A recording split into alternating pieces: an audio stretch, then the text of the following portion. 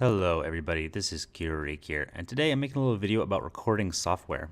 Uh, Over the last couple of years I've been doing this thing and I've used so many recording softwares and it's hard to pick which one's really the right one to use, especially when you're coming into this. So I want to make a quick video on my experiences, not necessarily what's right and what's wrong, but what I've felt about each one, and hopefully that helps you choose what you start with. In the end, it is up to you. You need to play around with yourself, but hopefully this gives you an idea where to start. The first one is Fraps. Now, I don't actually have Fraps installed anymore because, in my opinion, I didn't like it. I used it for about a couple months when I first started out, and it does take really high quality video. The downside of that is it drops your frame rate through the floor. It doesn't offer you many choices. It does take screenshots, it takes videos, it has a FPS counter, but that's about it. It is basic, and they make you pay for it. If you're like me, I don't pay for shit, so I know you can all find ways around that, but I don't recommend that one. If you're gonna go for something where you really want that lossless quality, there are plenty of other programs that will do that for you. Number 2 on my list is Shadowplay. Now, I used to use Shadowplay a lot when I had my NVIDIA graphics card. Unfortunately, when you don't have an NVIDIA graphics card, you can't use it because it is proprietary. Now, it was fairly decent. It ran a really low level API, which means it didn't really affect my frame rate at all. When it first came out, I had some problems with audio syncing, but they seemed to have resolved that before I had to move on from NVIDIA.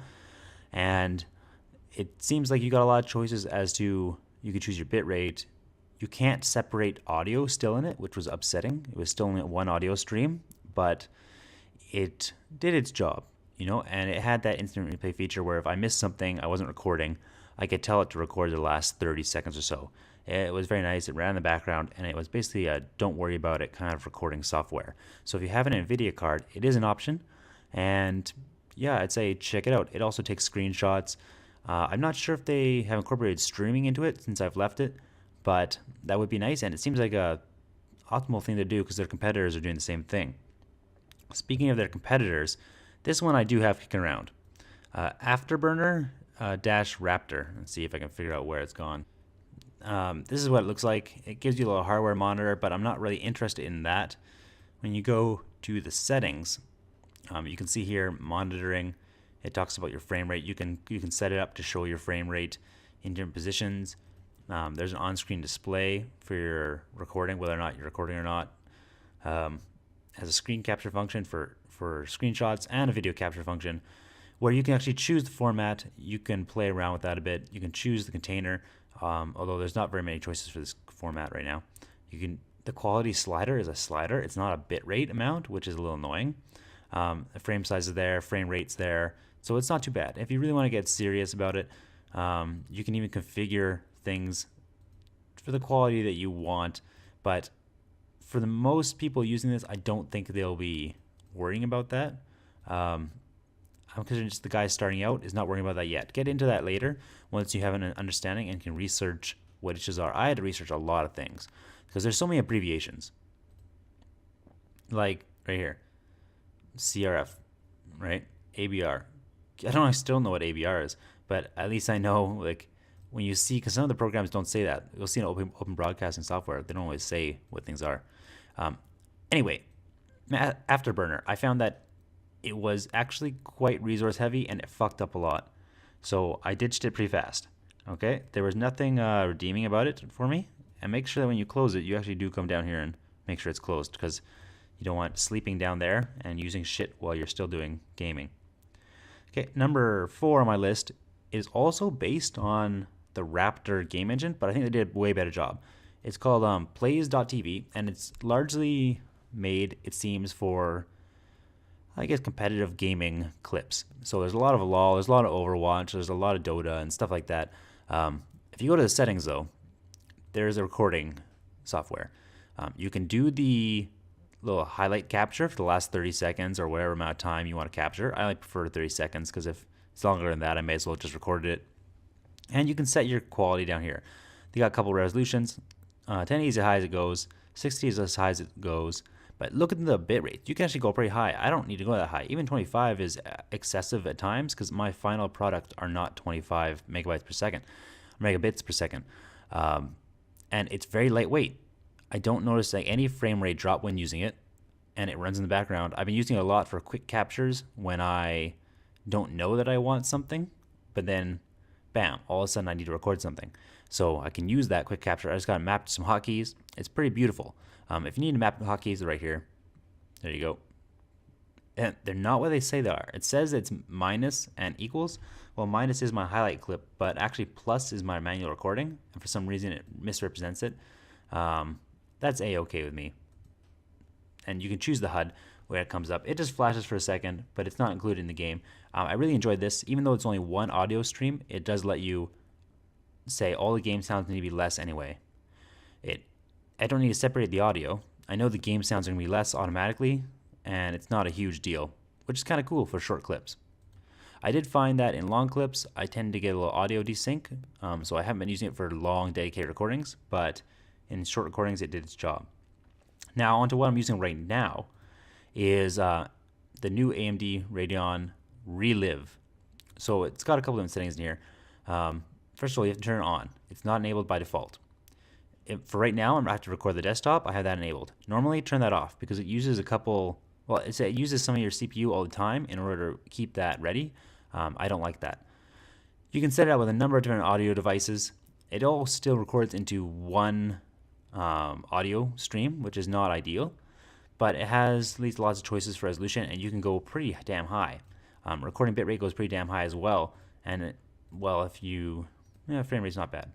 Instant replay is the feature to go back the last 30 seconds or whatever. I keep it off right now because it does also use a little bit of your CPU to keep that going. It's capable of streaming. Now, I've never done a stream, but I did set it up for my YouTube account. So hopefully one day I'll do that. Let me know if you guys would like to see that. And if it is something you'd like to see, I will specifically do that for you. The quality you see right now, this is from Relive. I wish they would say it out loud once so I knew how to pronounce it. If you like that, then give it a shot. You do need an AMD video card in order to do that. It is proprietary. So while it is an attractive setting, it's basically equivalent to Shadow Play, but for AMD. It's not available to everyone. Okay, next on the list is DxTory. Now, did I start it already? I did not, but it's right here. DxTory is what I've been using lately. It latched onto plays. Well, let's look at the default. For a lot of my recording, when I know I'm going to be recording ahead of time, because I need to start it all the time, right?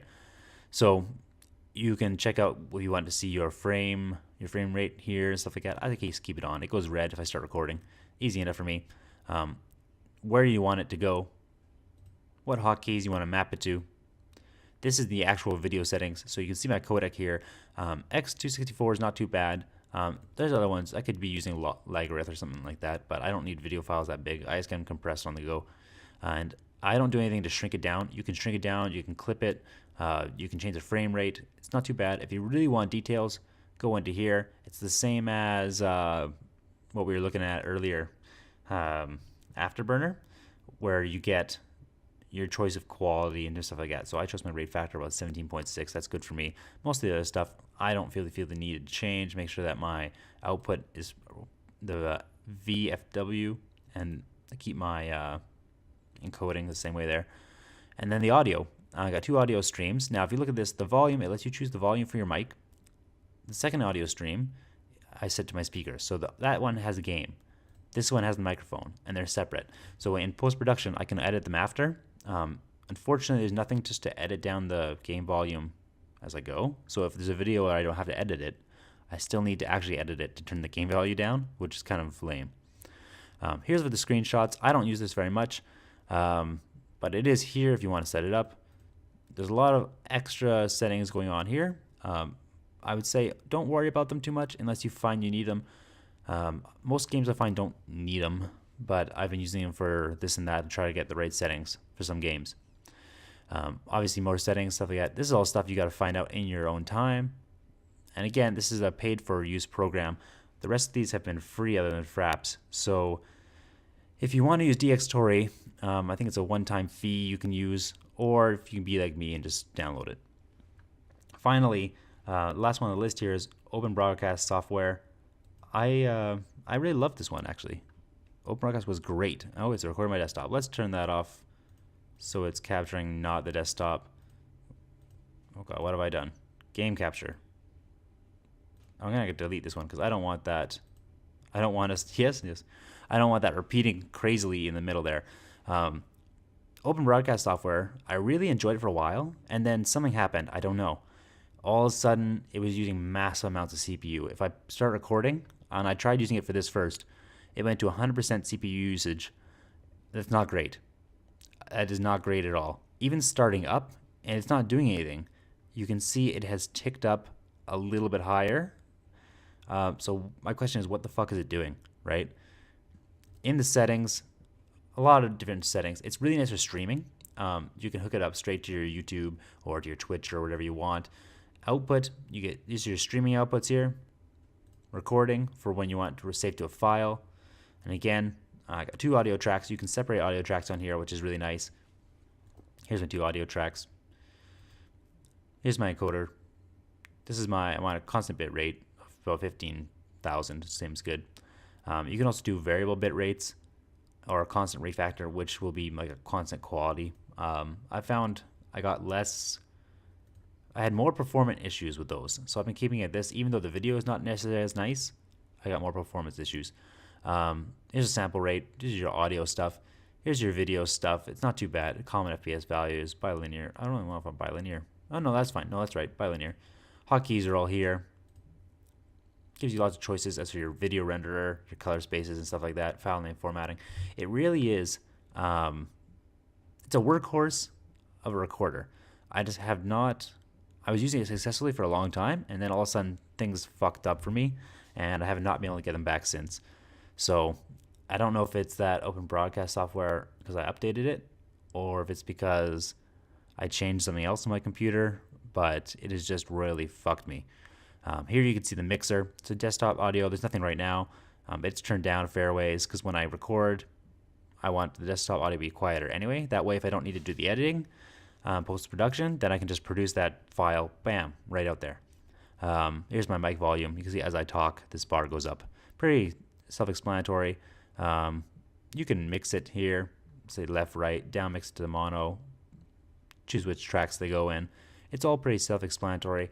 It looks bad when you're trying to set it up, but it's not too bad. Here's a scene. So a scene is just a grouping of sources is really all it is. So in this scene, I can add a game capture.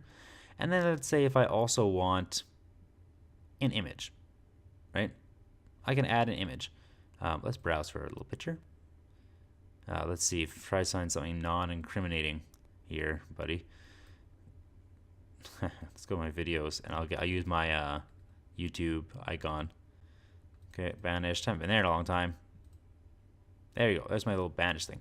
So now I got two things going on, right? I got my game capture, which is the big black one, and then I've got my image. Now the game capture isn't actually there, but you can see how I can resize things. And so if I had a webcam, I could put my webcam up here. I can move it over here. If all of a sudden I need it big, I can make it nice and big. It's got lots of different features. I think it is the most robust one out there. If you can get it working for you with a low CPU usage, it's great. The problem for me has been that my CPU usage has been through the roof. So guys, I hope you enjoy this. Hopefully it gives you some sort of insight on what you're using. One last thing I will talk about here is the settings when you're actually doing post-production.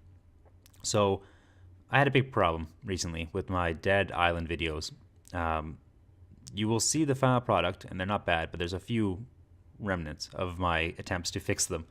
I thought it was Open Broadcast Software that was fucking me over. Okay, I had files. They looked nice when I played them in VLC. When I put them in Sony Vegas, they looked brutal. So just to show you Sony Vegas, if you've never seen Sony Vegas before, and I'll close these off because I don't want to deal with all this extra shit right now. If you've ever seen Sony Vegas, it's good enough to do what you need to do. Hey, what are you notifying me about? Should never know me about anything. But in Sony Vegas, when I put the files in here, bloop, right?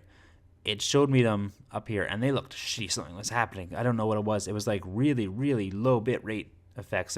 There was artifacting, there was pixelization. I was like, what's going on?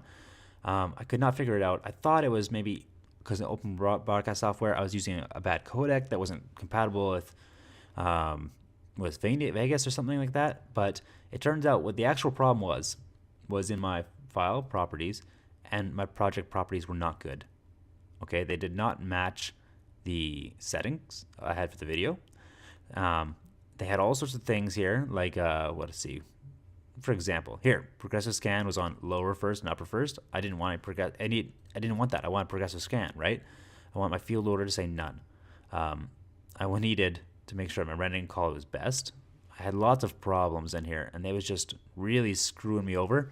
So please check your settings here, because these do affect what you see here, surprisingly, and also what the final product looks like. The other thing that affects what you see here is this preview up here, but that's obvious. I keep it at preview auto.